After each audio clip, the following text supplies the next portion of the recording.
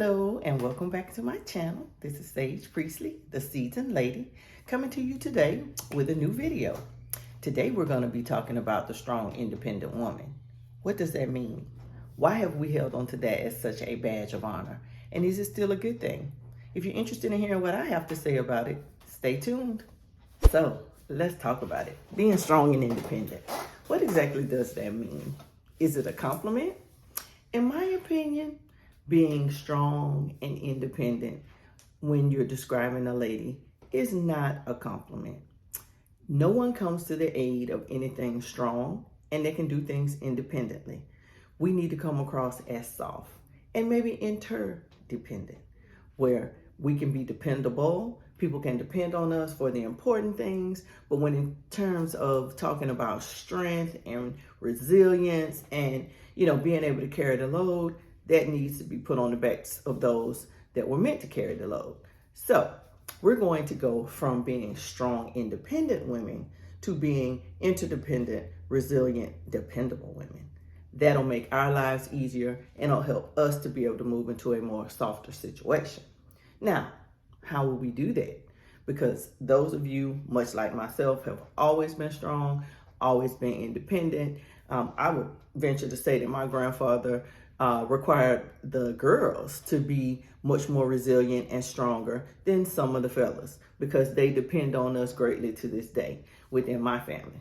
However, I had to pick up a few things to change that strength and that independence and to learn that these shoulders, this back was not built or made to just pile things on and pile things on and pile things on. I'm resilient, I'm dependable, but I'm soft.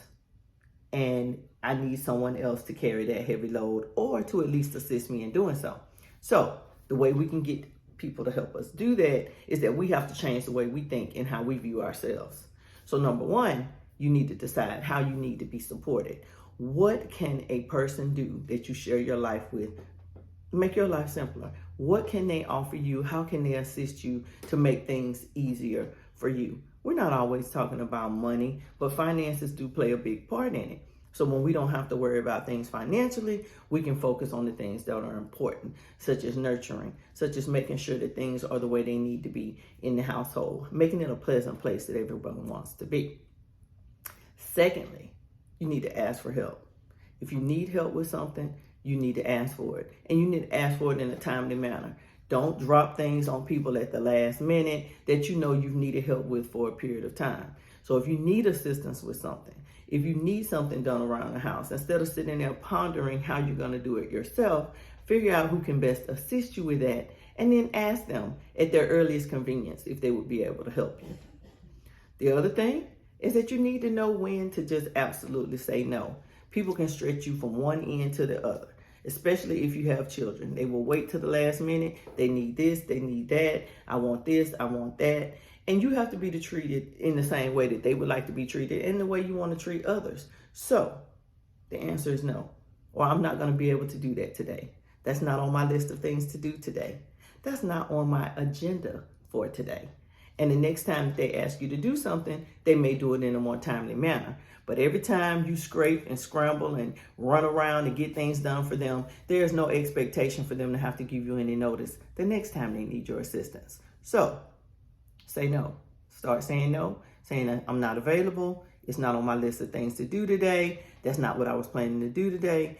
And people will use a little more consideration when asking you to do things for them. The third thing is, or maybe the fourth thing, I'm losing track of my count at this point, but stop being afraid to be vulnerable and letting people know that you need help. That way, when they're planning things, when they're asking you to do things, when things pop up, you aren't the first person that comes to mind because they know you're going to just up and jump and do it. Sometimes we have to let people know that we are number one on our list of priorities. What I have going on today is what's on my list of priorities. And in doing so, if I put myself first, when people need you to do something, they'll prioritize you the same way. And last but not least, don't struggle in silence. If you have neglected to say that you needed help sooner than later, it's okay. But don't continue to struggle in silence. Ask for assistance. Stop what you're doing before you dig a deeper hole for yourself and for those around you, and just simply ask for assistance. It could be something as little as when you're in the grocery store trying to get something off the top shelf. If there's a gentleman nearby that's a couple of inches taller than you and a lot stronger than you, and you need some assistance, smile and say, "Would you mind getting that for me?" Men love to help. They love to help. They will be glad to get it for you. When you get in that 40-pack of water and it's heavy, leave it in the car. Let someone know that it's out there and say, "I need help with that.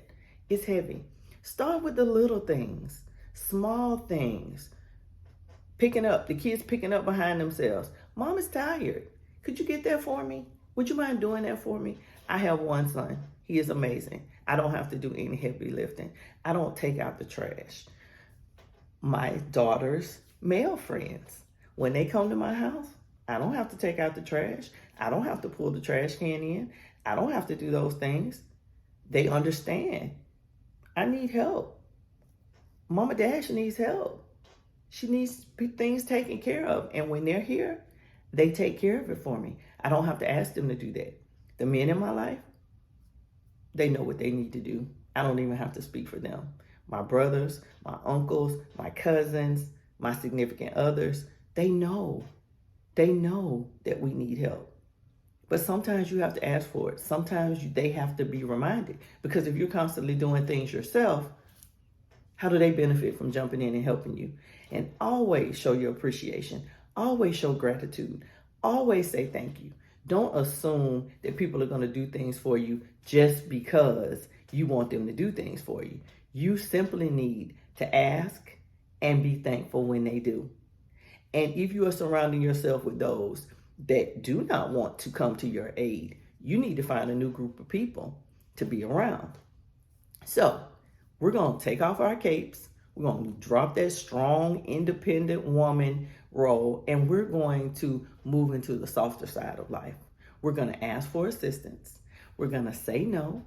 We're going to be vulnerable, and we will no longer struggle in silence. So if any of these tips helped you, don't forget, comment, subscribe. Let me know what you think. I know that there's a lot of us out there. I know it's going to be extremely difficult for us to make the changes that need to be made, but the changes do have to be made if we want to survive in these days and times, because we just simply cannot do it alone. And there are too many people out here that are ready and willing to assist us. They just need to know that we need assistance. So do me a favor, like the video, subscribe to the channel, and please leave your comments. I'm interested to know what people think about these things. Maybe I'm all wrong about it, but I can tell you this. I have been a strong and independent woman for a very long period of time, and it did not serve me. The last 3 years, I have moved to the softer side of life.